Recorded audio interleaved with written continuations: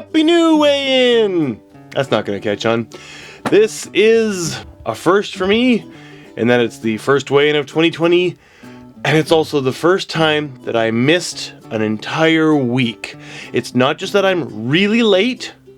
I have been so late that I was posting 1 week's weigh-in on the Tuesday before the next week's Wednesday weigh-in, but this time I actually did not do a weigh-in at all last week because Wednesday was January 1st, and January 1st in Japan is very busy. We got up early, we drove around to 3 shrines. By the time we got home, I was just too tired, and it wasn't the usual time for a weigh-in anyway, and I just thought, I'll just do 2 weeks together. So I've got to figure out what my exercise was for 2 weeks. It's definitely not montageable because it would just be too confusing, and it wasn't enough times a week to have made it worth montaging.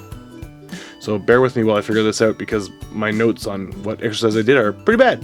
Whoa, this is worse than I thought. And one of these doesn't have any video, whichever one. On the 28th of December, I walked 2.92 kilometers.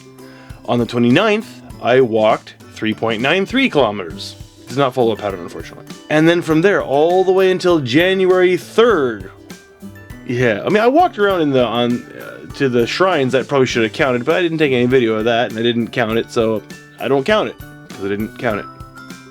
You get that? On January 3rd, I walked 6.51 kilometers, not bad. And on January 6th, I walked 5.09 kilometers.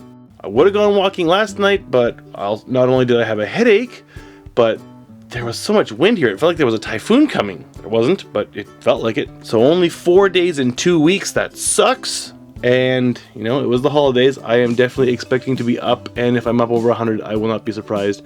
Sad, but not surprised. Time to see the bad news. So you put it negatively, and then if I'm wrong and I'm under 100, it's just good news. It's positive. I'm so pessimistic, though.